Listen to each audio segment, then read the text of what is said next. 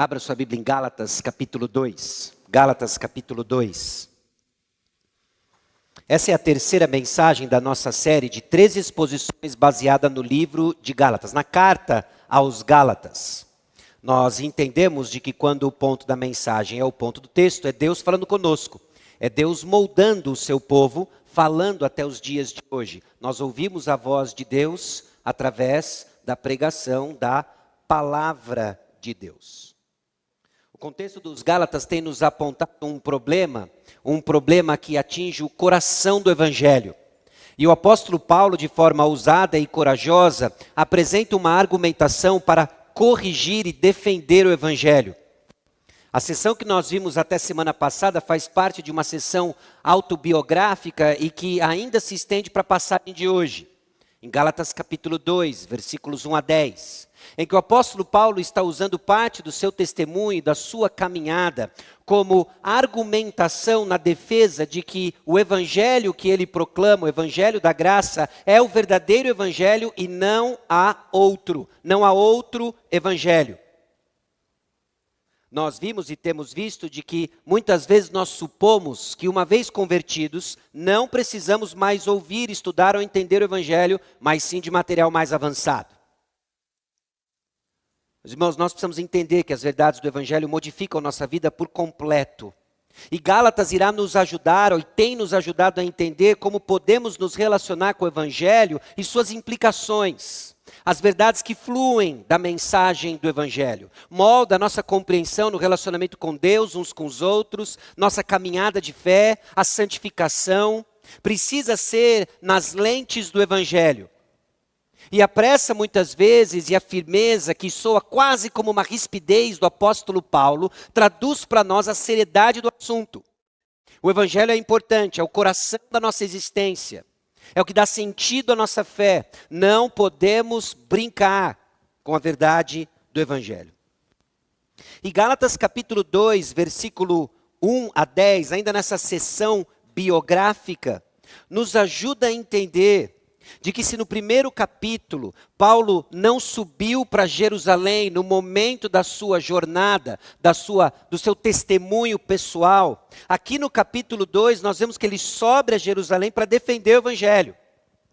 Porque os falsos profetas perturbavam as igrejas da Galácia ao perverter o Evangelho de Jesus. E com o propósito então de parar esses profetas, esses falsos profetas, defender o Evangelho de Cristo, Paulo viaja então para Jerusalém, agora para se encontrar com os demais apóstolos e simplesmente ter esse testemunho público de que a mensagem que os apóstolos proclamavam e proclamavam desde então, a mensagem que Paulo proclamava era a mesma mensagem. 14 anos depois, agora ele sobe a Jerusalém e ele testifica então que é a mesma mensagem. Ele testifica que é a mesma mensagem, que nada é acrescentado ao que Paulo está trazendo, nenhuma prática da lei, e aquilo que Paulo está trazendo é o verdadeiro evangelho. É uma argumentação completa contra os falsos profetas. É uma defesa do evangelho que estimula entendermos de que Deus nos chama, meus irmãos, à defesa do evangelho, esse evangelho que liberta e une. Essa não é uma tarefa específica apenas de alguns dentro da igreja, essa é uma tarefa da igreja, em que alguns têm uma função específica e outros têm outras funções, e cada um de nós tem uma função, e todos nós lutamos para defender o verdadeiro evangelho. Porque existe apenas um lugar, existe apenas uma, entre aspas, organização, entidade que tem a tarefa da proclamação do evangelho, e é a igreja do Senhor Jesus Cristo.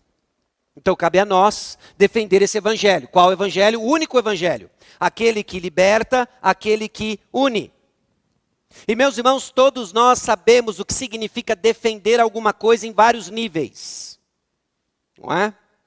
Se você observa o comportamento, por exemplo, de um cachorro, um pet, não é? Ele defende o seu dono. Nós temos um cão de guarda em casa. Eu vou me segurar um pouco, mas só algumas verdades sobre esse cão de guarda. É um pastor maltês, extremamente agressivo, não é? Mas é interessante de que com um pequeno som no hall de entrada do prédio, ele já vai para fora, ele já vai para a porta e começa a latir. defendendo os seus donos, que quando abre a porta pulam de alegria, no colo da Ana, do Pedro. Ele me olha e fala, você. Nós temos um relacionamento estranho, eu e o cão. Mas o cão defende o seu dono. Desde o maltês até um pastor alemão. Ele defende o seu dono.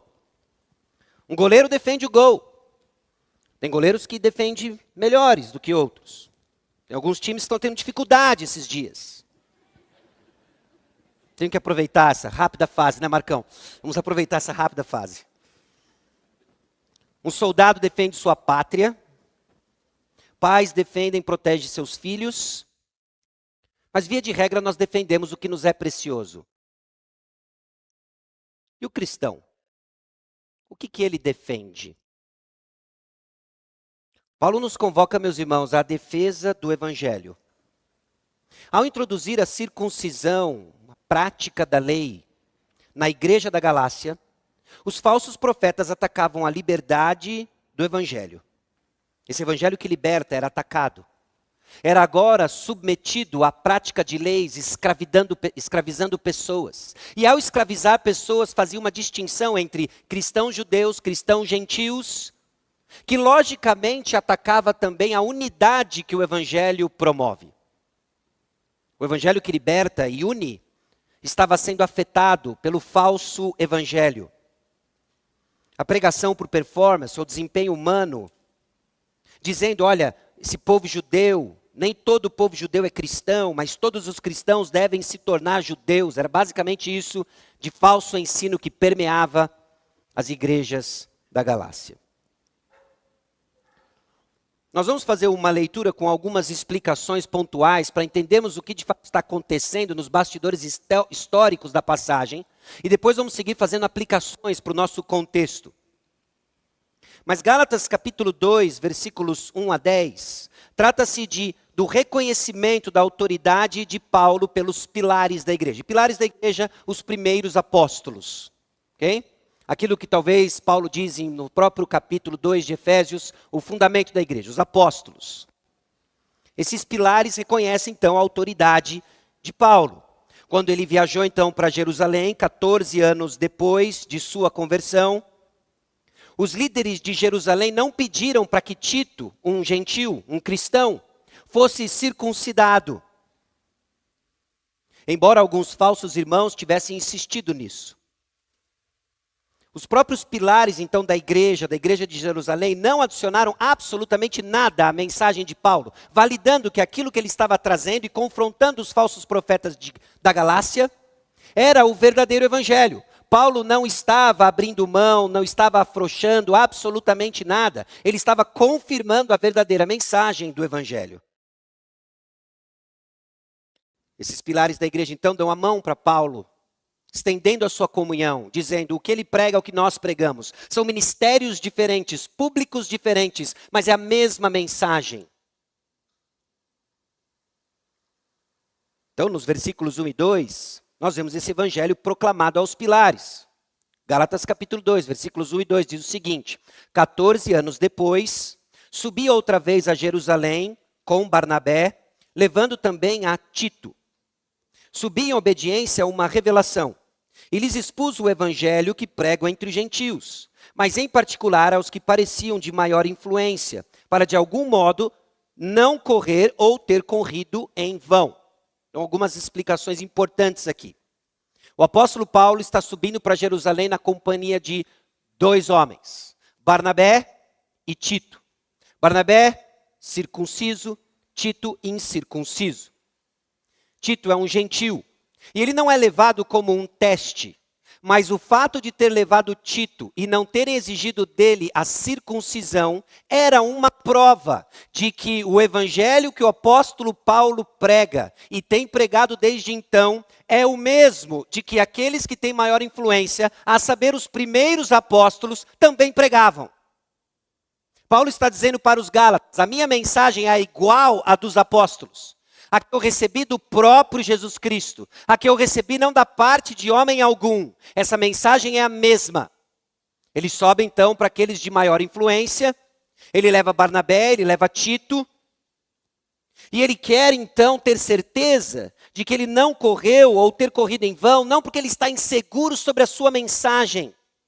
Mas o apóstolo Paulo sabe de que se essa inclusão, essa ameaça de falso ensino não for abafada e não ficar claro de que a mensagem de Paulo é a igual à mensagem dos apóstolos, aqueles que estão ouvindo o apóstolo Paulo podem ser seduzidos por essa mensagem distorcida do falso evangelho. Ele sabe disso.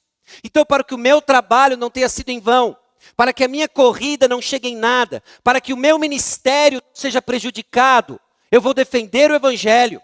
E eu estou mostrando aqui para vocês de que o que eu prego é igual que os apóstolos sempre pregaram. O evangelho da graça, o único evangelho, Jesus e mais nada. Ele sobe então em obediência, não há dúvida da mensagem que ele tem, não com o objetivo de testar Tito, mas de obediência a uma revelação. Provavelmente, o pano de fundo histórico é Atos capítulo 11.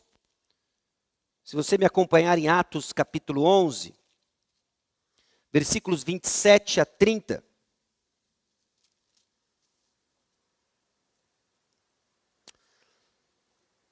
Diz o seguinte: naqueles dias desceram alguns profetas de Jerusalém para Antioquia, e apresentando-se um deles, chamado Ágabo, dava a entender pelo Espírito que estava para vir grande fome por todo o mundo, a qual sobreveio nos dias de Cláudio.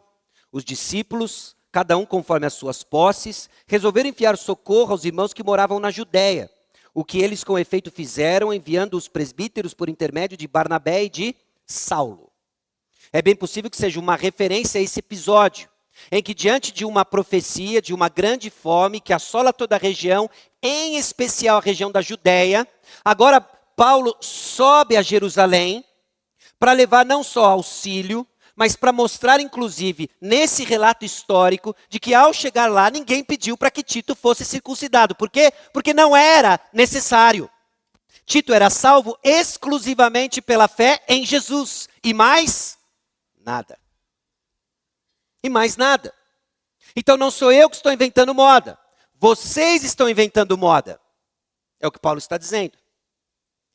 Inclusive, nós temos uma diversidade de estratégias que o apóstolo Paulo usa, todas com o mesmo objetivo: certificar que o verdadeiro evangelho está sendo pregado.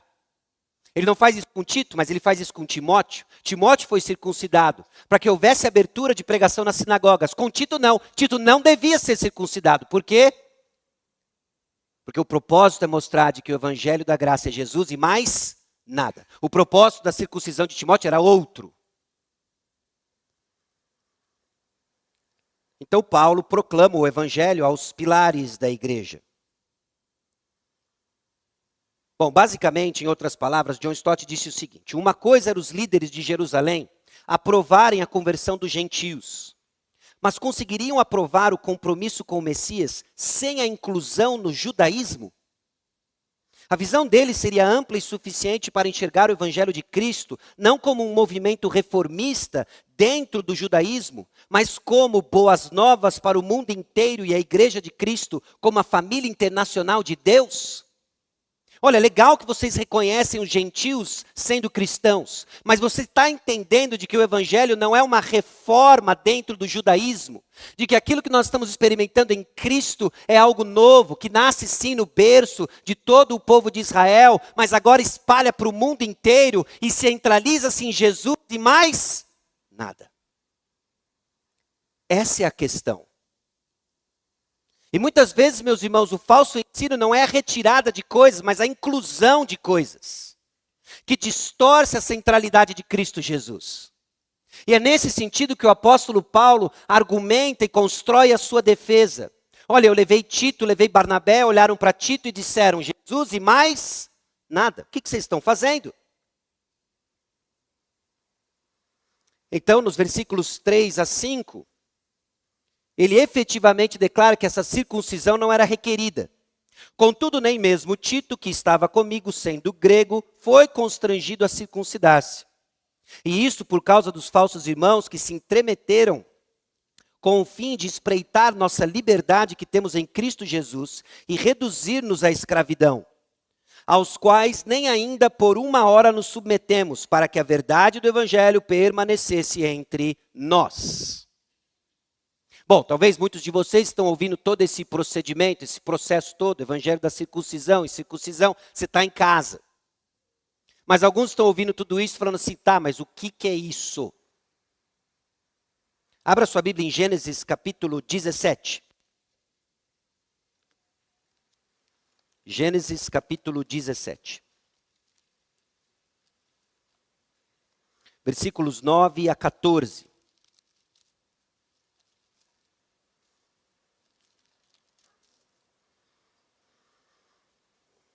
O texto diz o seguinte: Disse mais Deus a Abraão: Guardarás a minha aliança, tu e a tua descendência no decurso das suas gerações.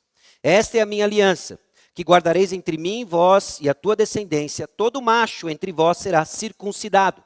Porque todo macho não dava para circuncidar a fêmea. A circuncisão era retirada da pele no órgão sexual masculino. Esse é o processo de circuncisão. E o método e a forma da circuncisão, a circuncisão em si, era o sinal da entrada no povo de Deus. Circuncidareis a carne do vosso prepúcio, será isso por sinal de aliança entre mim e vós. O que tem 8 dias será circuncidado entre vós, todo macho nas vossas gerações, tanto escravo nascido em casa como comprado a qualquer estrangeiro, que não for da tua estirpe. Com efeito, será circuncidado o nascido em tua casa e o comprado por teu dinheiro. A minha aliança estará na vossa carne e será aliança perpétua. O incircunciso, que não for circuncidado na carne do prepúcio, essa vida será eliminada do seu povo, quebrou a minha aliança. Então, até então, e desde então, os homens expressavam a sua fé, o povo de Deus expressava a sua fé como povo de Deus, debaixo da aliança de Deus, regulamentada pela aliança com Abraão, por meio da circuncisão. E agora eles estão dizendo de que isso ainda está de pé para aqueles que vêm a Cristo. Olha, você veio até Jesus, ótimo, foi um grande aditivo para o povo de Deus. Mas para você continuar ou fazer parte aqui, você precisa se circuncidar. E então Paulo está dizendo, não, é Jesus e mais nada. A razão por que nós entramos para o povo de Deus tem a ver com a nossa fé em Jesus e mais nada. É isso que Paulo está defendendo. É isso que é o verdadeiro evangelho. Nos versículos 6 a 9, nós vemos de que nada é adicionado ao evangelho de Paulo. O texto diz o seguinte, 6 a 9. E quanto àqueles que pareciam ser de maior influência, quais tenham sido outrora, não me interessa, Deus não aceita a aparência do homem, esses digo que me pareciam ser alguma coisa, nada me acrescentaram. Parece que Paulo está sendo meio arrogante aqui, não é? Paulo está dizendo uns negocinhos que você fala, ele é meio rígido, meio, sei lá, meio ríspido, meio bocudo, não é? Olha o que Paulo está dizendo aqui. Quem parecia alguma coisa aí, não é isso. O apóstolo Paulo está entendendo e reconhecendo o papel que a liderança apostólica tem na igreja, mas o próprio apóstolo Paulo, que no versículo 8 disse, do capítulo 1, mas ainda que nós ou mesmo o anjo vindo do céu vos pregue evangelho que vá além do que vos temos pregado, seja anátema. Paulo é capaz de reconhecer a autoridade apostólica na perspectiva da centralidade do evangelho. Meus irmãos, a maneira como nós lidamos de maneira saudável com liderança nos diversos níveis e funções que desempenhamos dentro e fora da igreja é manter em perspectiva com o evangelho. Porque não tem autoridade que tenha valor inerente em si que não esteja atrelado ao evangelho. Isso nos mantém seguros e entendendo de que Deus nunca comunica a ninguém 100% de autoridade, independente do que ele faz, mas é sempre atrelado ao evangelho. Por isso o ministério do evangelho é central para o apóstolo Paulo. Ao ponto de entender de que, olha, eles tinham grande influência. Ele começa assim nos versículos 1 e 2. E agora aqui no versículo 6, ele pode dizer, olha, eles pareciam ter mais influência. Mas ele coloca em perspectiva agora o que Deus está dizendo. E não é que ele diz, e eu não aprendi nada com eles. Ele está dizendo, nada acrescentaram à mensagem que eu pregava. Dizendo, Paulo, o que você prega é o verdadeiro evangelho. É Jesus e mais nada. Nada é adicionado ao evangelho de Paulo. Paulo, então, não duvida desses líderes. Paulo não está questionando esses líderes. Mas ele tem cautela para não superestimar a autoridade em detrimento do evangelho. A autoridade final, então, não reside em qualquer pessoa, mas apenas no evangelho. E o versículo 8 deixa isso tão claro para nós. Líderes, sim, devem ser respeitados, mas não venerados, idolatrados. Honrados, mas não exaltados acima do evangelho. Antes, pelo contrário, diz o versículo 7, quando viram que o evangelho da incircuncisão me fora confiado, como a Pedro da circuncisão, pois aquele que operou eficazmente em Pedro para o apostolado da circuncisão, também operou eficazmente em mim para com os gentios. Agora Paulo nos ajuda a enxergar de que essa distinção, o evangelho, o ministério da circuncisão e da incircuncisão, é apenas de público-alvo. De que Pedro agora estava ministrando aos judeus e Paulo estava ministrando aos gentios. A mesma mensagem, públicos diferentes. E cada um, debaixo da orientação do Espírito Santo e do temor do Senhor, está persuadindo pessoas num ministério de evangelização diferente, ainda que seja a mesma mensagem, a mensagem do Evangelho. E quando, versículo 9, conheceram a graça que me foi dada, Tiago, Cefas e João, que eram reputados colunas, me estenderam, a mim e a Barnabé, a destra de comunhão, a fim de que nós fôssemos para os gentios e eles para a circuncisão. Ótimo! Você vai para os gentios, você vai para os judeus. Para levar o quê? A mesma coisa. Qual é o evangelho? Jesus e mais nada. Recomendando-nos somente que nos lembrássemos dos pobres, o que também me esforcei por fazer. Por que lembrar-se dos pobres? Nós vimos que o início, aquilo que levou o apóstolo Paulo a subir para Jerusalém, é possivelmente um pano de fundo de fome que assolava principalmente a Judéia, onde cristãos judeus estavam sofrendo. Meus irmãos, como prática da nossa unidade, nós vemos irmãos gentios que tinham aparentemente mais posses, ajudando os cristãos judeus que tinham menos posses. Por quê? Porque a mesma missão, a mesma verdade, o mesmo evangelho, a unidade da igreja nesse intercâmbio de recursos de toda e qualquer ordem para promover o verdadeiro evangelho. Jesus e mais nada. Não é ação social pela ação social, mas é uma ajuda prática, uma ajuda física por causa do evangelho. O evangelho molda cada aspecto, interpretação da nossa realidade, molda os nossos relacionamentos. Nada adicionado ao evangelho. Paulo, então, é pedido para lembrar dos pobres e assim ele faz. Ele lembra, então, dos pobres. Meus irmãos, o evangelho deve ser defendido, porque nele encontramos a liberdade da graça divina e a base da unidade cristã. Se a mensagem do evangelho é minada, se ela é distorcida, o que nós vemos na sequência é o surgimento de legalismo, libertinagem. Legalismo é quando nos submetemos a regras criadas por homens na busca de encontrarmos o favor de Deus. E libertinagem é o desprezo das ordens de Deus, como se isso não importasse mais, desprezando o fato de que nós somos comprados para a liberdade. E o apóstolo Paulo vai lidar com isso em Gálatas.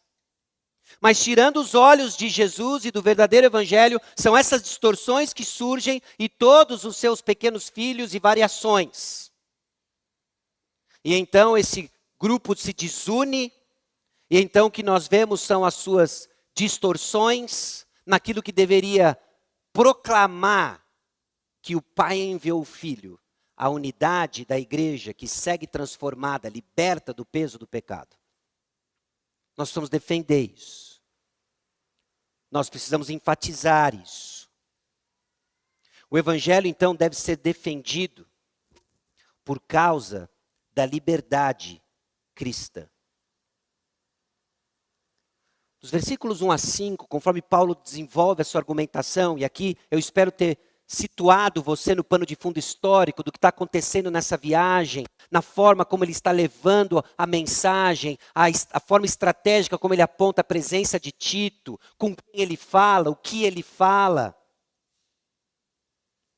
deve nos ajudar a lembrar de que o falso evangelho leva à escravidão, porque coloca a conquista do favor de Deus em nossas mãos. Meus irmãos, nós amamos o evangelho das obras. Nós temos uma disposição de querer controlar as coisas. Nós queremos controlar Deus e as suas bênçãos, de acordo com as nossas vontades. Nos atrai o fato de que eu posso fazer alguma coisa para conquistar algo de Deus. Sem perceber que isso nos escraviza. Porque com o tempo nós percebemos de que é impossível manter esse padrão. De que não conseguimos seguir as nossas próprias regras. Regras criadas, muitas vezes bem intencionadas. Então nos tornamos escravos das regras que criamos. Que nos levam a um padrão de insegurança, de culpa. A escravidão. Mas o evangelho que parece loucura aos homens é sabedoria diante de Deus e nos dá efetivamente liberdade. Jesus e mais nada. Mas não faz sentido. Jesus e mais nada. E nós temos exemplos bíblicos que mostram o agir de Deus do começo ao fim. Essa graça que opera de maneira inusitada, de maneira extraordinária, que nos surpreende, que salva povo mau. Abre parênteses, programação, TBD. Né? Todo o pano de fundo para a gente entender esses conceitos da graça de Deus estão lá, meus irmãos. E conforme nós crescemos enraizados nesses fundamentos, você vai se tornar apto para a salvação em Cristo Jesus. É o momento ahá. Entendi aquela graça que foi derramada sobre os ninivitas que não mereciam absolutamente nada. Eu entendi. Sou eu. Era comigo o negócio. O falso evangelho nos escraviza. Num ciclo de performance que cansa. Se sua salvação depende, então, da obediência a regras, você quer que essas regras sejam muito específicas, exequíveis e claras. Você não quer um simples ame ao seu próximo como a si mesmo, porque esse é um padrão inatingível, de tão alto, com implicações infinitas. Sabe o que a gente quer? Não vá ao cinema, não ingira álcool, não coma esse tipo de comida. Me dê algo que eu sei o que é, que eu posso fazer e eu vou me garantir. Sem perceber que isso nos escraviza. E eu não digo isso dizendo que essas coisas não têm a sua importância. Eu não estou dizendo isso que essas coisas não merecem a nossa consideração. O que eu estou dizendo é que essas coisas não são a base da nossa salvação. E se nós não entendemos isso, nós vamos ficar nessa ciranda de obras, não entendendo porque o nosso sentimento é de que eu não sou aceito diante de Deus. O nosso sentimento é de, eu não me sinto puro diante de Deus, porque o seu sistema está baseado nas coisas que você faz ou deixa de fazer, e não Jesus e mais nada. Essas coisas têm o seu lugar. Aguarde aí nessa série de Gálatas, porque o apóstolo Paulo vai nos ajudar a entender de que essas coisas têm o seu lugar, no entendimento de que elas fluem de um coração transformado, não são a causa do coração transformado. Isso faz uma total diferença.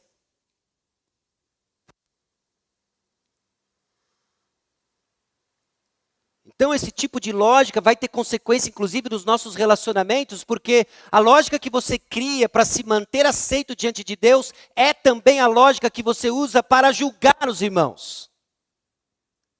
E aí você começa a perceber como isso, que não é o verdadeiro evangelho, desune a igreja. Aquele irmão lá faz isso, aquele irmão lá faz aquilo. Eu não estou dizendo que não é pecado. Eu estou dizendo que no trono de julgamento cabe um só. E não está aberto e nem está contratando. Então é de suma importância entendermos o verdadeiro evangelho para lidarmos de forma correta com uns aos outros. O verdadeiro evangelho, então, não é aceitação com base na minha performance. Quão libertador é isso? Corações cansados, escute isso. A gente se reúne aqui não por causa da nossa sinceridade ou boas ideias. Nós nos reunimos aqui porque é Jesus e mais nada. E Ele pagou o preço. E disse, está consumado, o túmulo está vazio, Ele é vitorioso sobre o pecado. Graças a Deus, louvado seja o Senhor. Se não é debaixo dessa certeza, cresce e brota no nosso coração insegurança, fraqueza espiritual, nos falta recursos para lutar contra o pecado, porque nós estamos operando debaixo de uma lógica que não é o verdadeiro evangelho.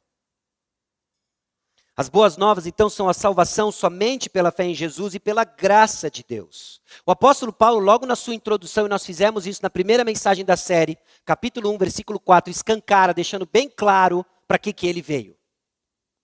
O qual se entregou a si mesmo pelos nossos pecados, para nos desarraigar deste mundo perverso, segundo a vontade de nosso Deus e Pai, a quem seja a glória pelos séculos dos séculos. Amém. É isso aqui. Não é para inventar a roda, é para continuar em cima dessa roda aqui. O verdadeiro evangelho. O evangelho, então, nos dá liberdade do pecado, e da lei como sistema de salvação. E o apóstolo Paulo vai no coração desse erro, de enxergar a lei como um sistema de salvação. A lei nunca foi projetada para ser um sistema de salvação. E o apóstolo Paulo vai chegar lá. Ele vai nos mostrar que a lei foi projetada para ser um guia para a salvação em Cristo Jesus. Ou aquilo que chama na revista atualizada, o aio, apontava para Cristo Jesus. O sistema de sacrifício deveria nos informar o que Cristo Jesus vai fazer por nós, na perspectiva do Antigo Testamento. Nos informa o que Cristo Jesus fez por nós. E que a obediência ao sistema de sacrifício era uma expressão de fé, de que salvação sempre foi por causa da graça de Deus e pela fé. Aliás, tinha muita gente que obedecia os ritos sacrificiais com corações distantes do Senhor, e Deus diz: sai daqui, não é isso que eu pedi. Continua assim. O que Deus quer, meus irmãos, é o nosso coração. É lidarmos não com as nossas pequenas regras, mas com mandamentos que nos constrangem. Ame a Deus de todo o teu coração e o próximo como a ti mesmo. Sabe como é que a gente responde normalmente? Quem é meu próximo? Não é? Me diz aí o que eu tenho que fazer. Você sabe o que você tem que fazer. Mas esse constrangimento é porque você não tem recursos em você para fazer. E aí tem que ser Cristo em mim. Tem que ser essa atitude de quebrantamento constante. Olha eu de novo aí, Senhor. Querendo crescer, mas convém que o Senhor cresça. A liberdade dada pelo Evangelho, meus irmãos, nos dá a liberdade das regras, que muitas vezes nós usamos para nos sentirmos aceitos diante de Deus, mas nos dá a responsabilidade de ver o nosso coração.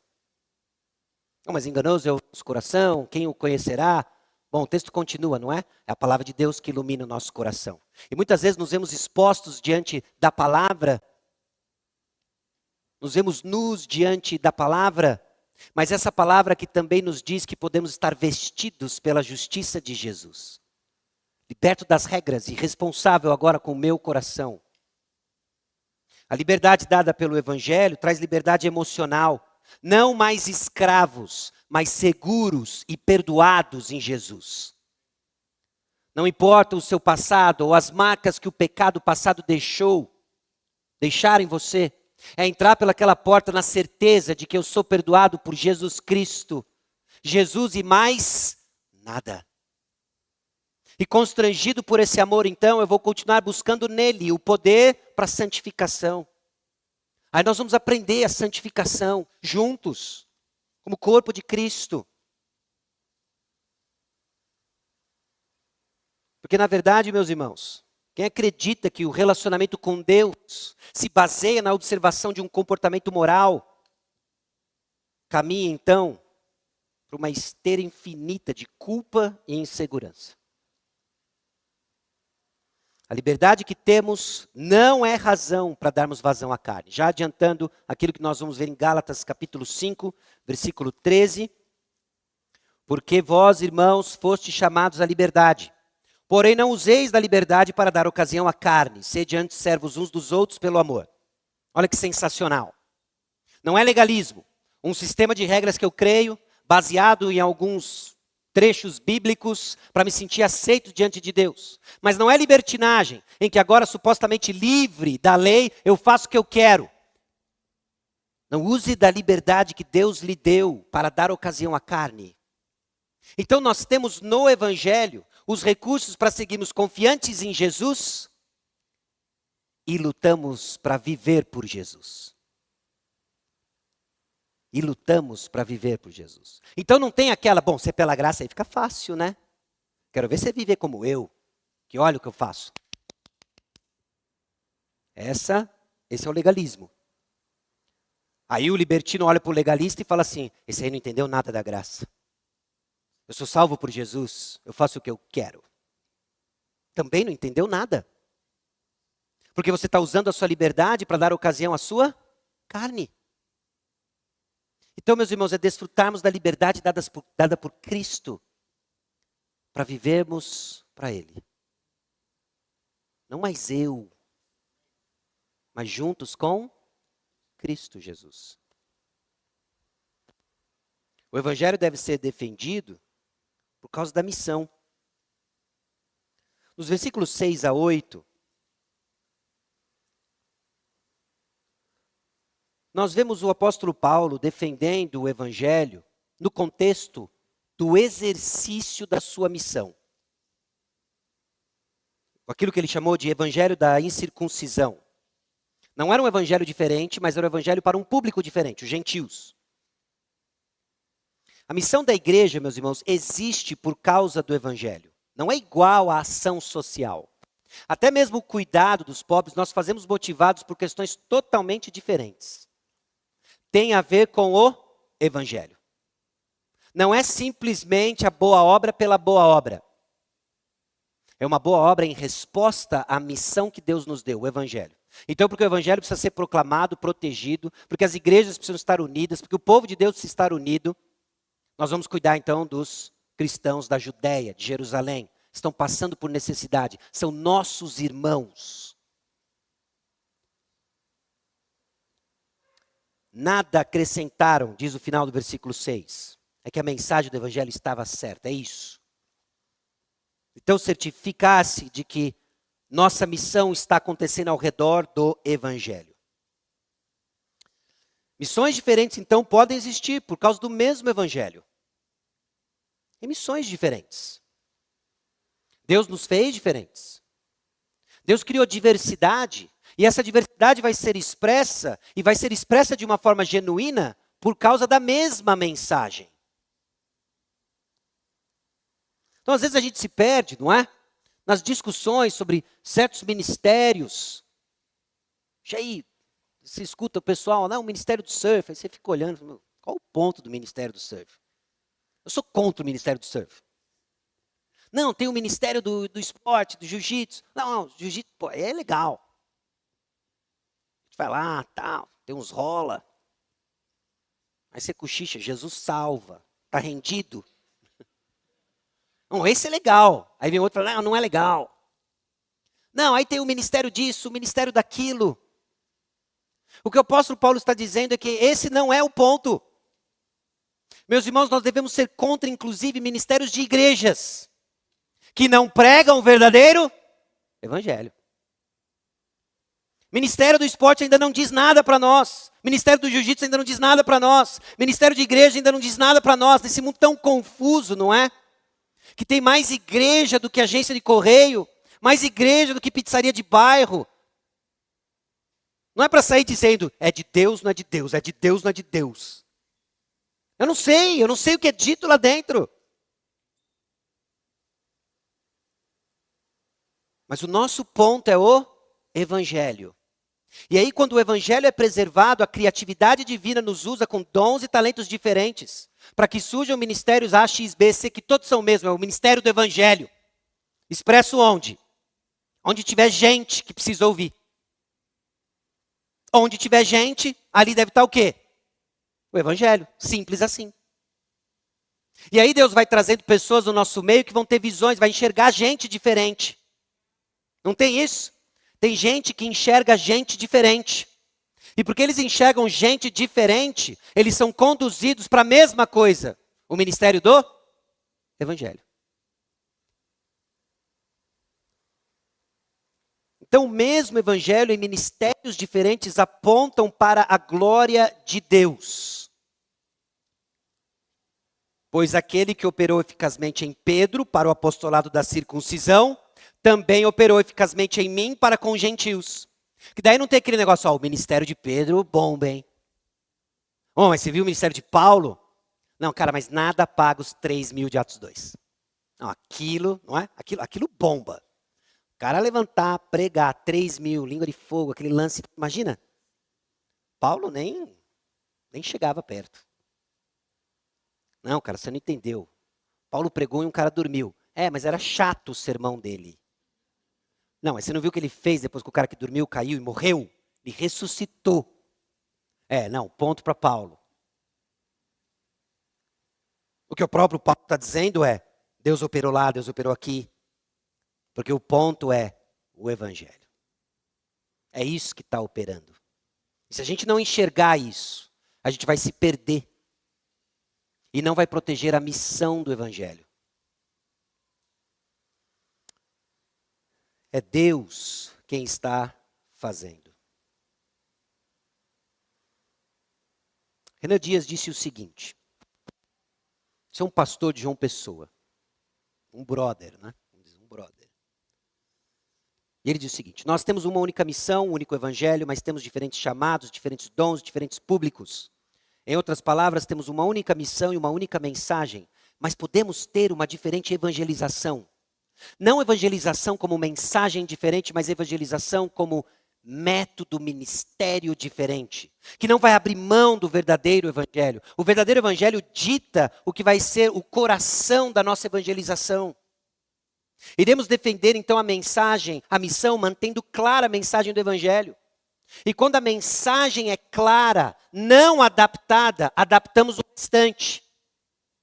Não retiramos nada da mensagem, não, porque vai ofender pessoas, dizer que elas são pecadores. Então você não é mais ministro do evangelho, você não é mais do ministério do evangelho, porque esse não é o evangelho. O evangelho tem as más notícias.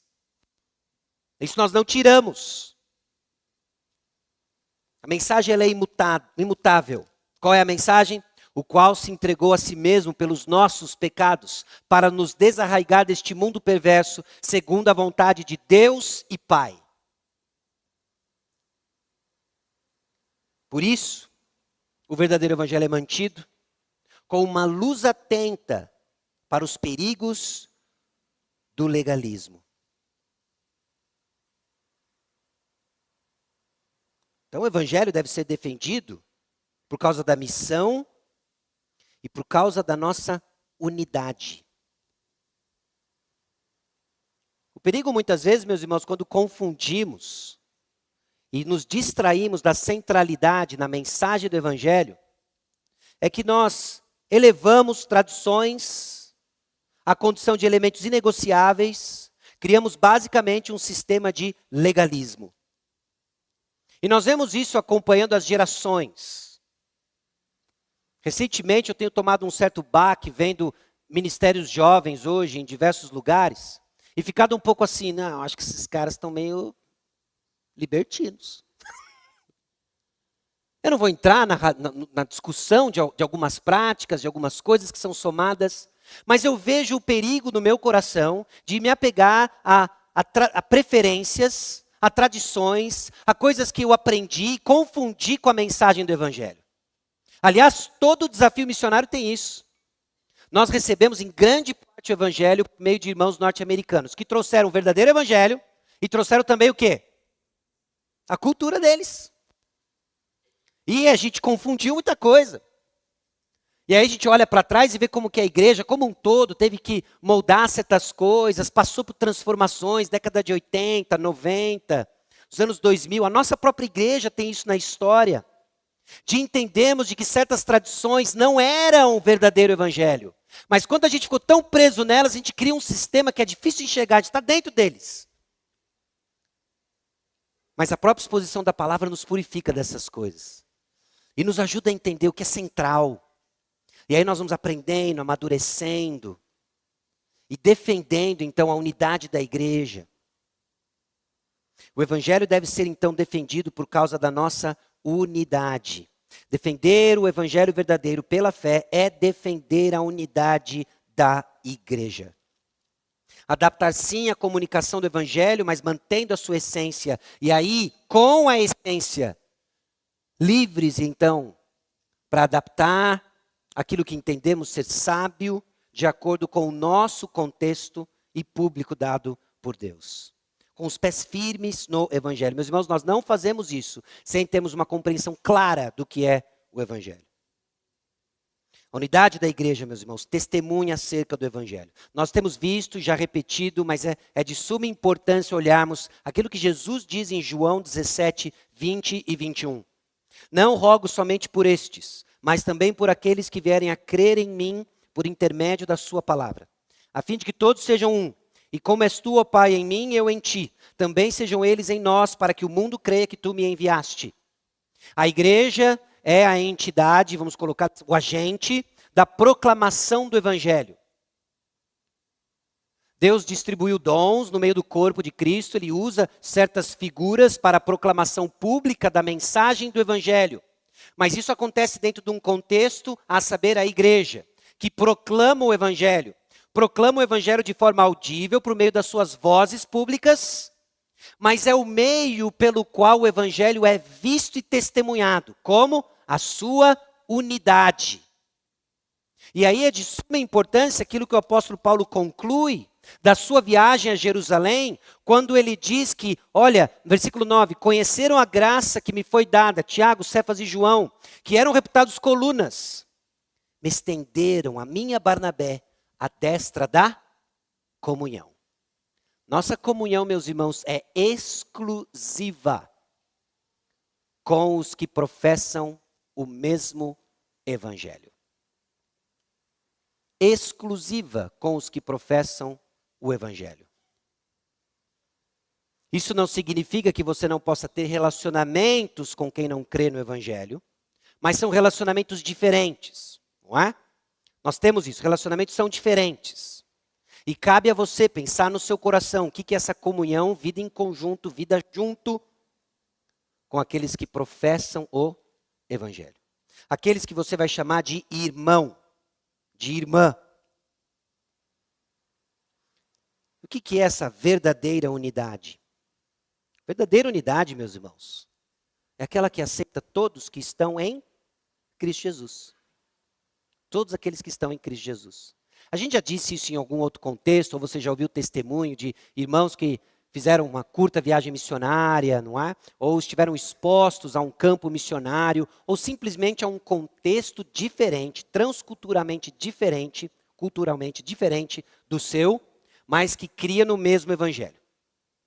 E é notável como você percebe inúmeras diferenças.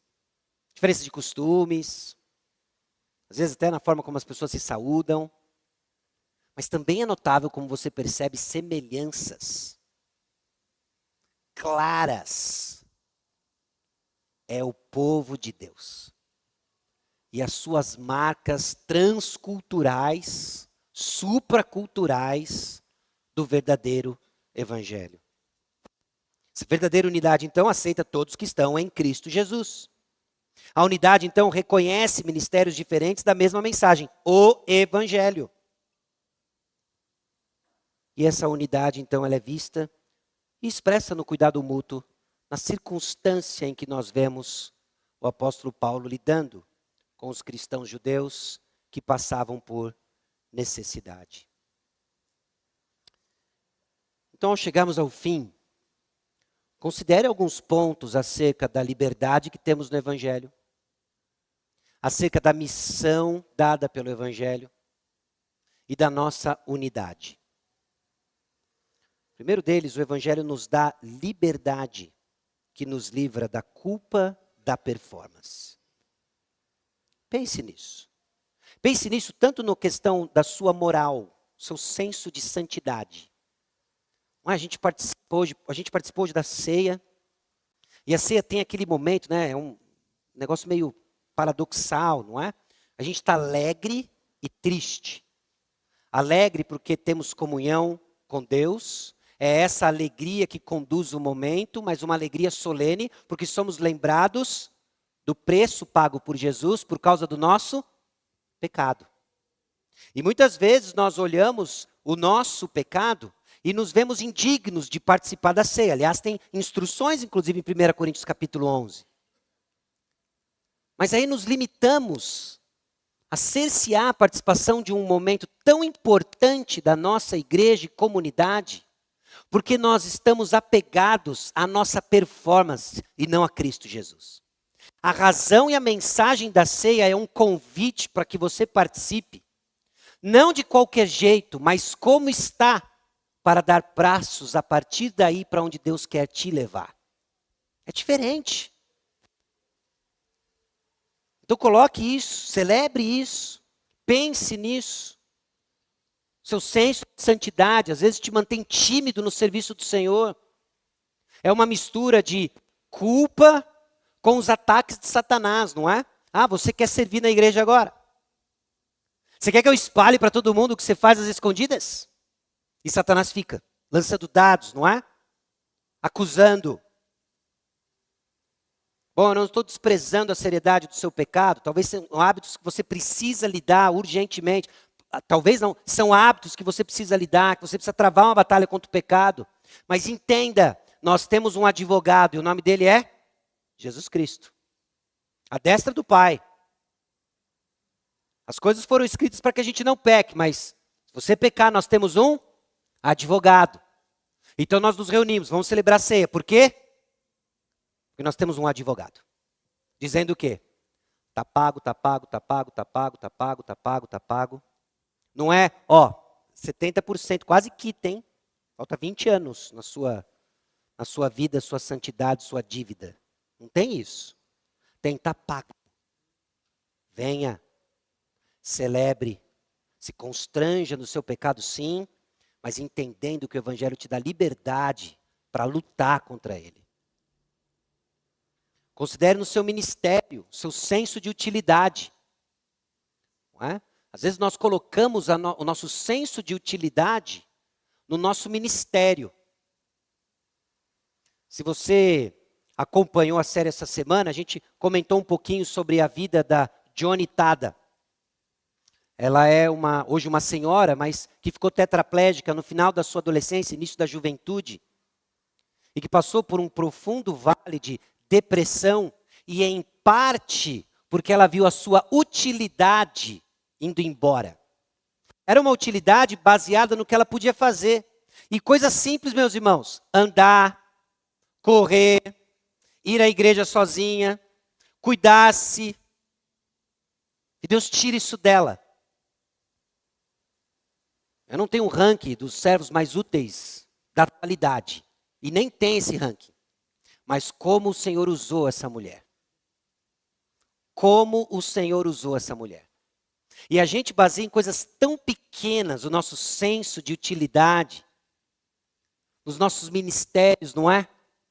Nas coisas que fazemos, não estou falando necessariamente das ocupações dentro da igreja, mas a prática das suas responsabilidades dentro de casa, fora de casa. E aí você começa a associar a sua identidade ao que você faz.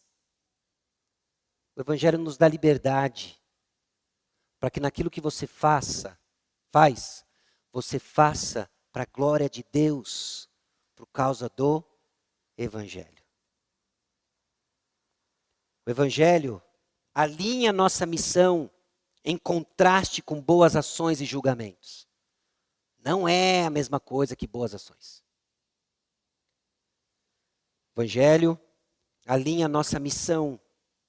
E o Evangelho dá sentido e limites à nossa unidade. Porque a nossa unidade também não é simplesmente um sentimento gostoso que temos de ficar junto e isso como um fim em si mesmo.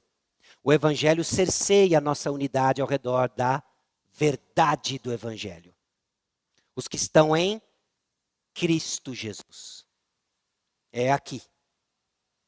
É aqui. E nessa confusão, meus irmãos, aí fora, de tantas mensagens confusas, vindo de diversos meios, nós precisamos ter clareza com quem nós somos um e em Cristo Jesus. O Evangelho deve ser defendido porque nele encontramos a liberdade da graça divina e a base da unidade cristã.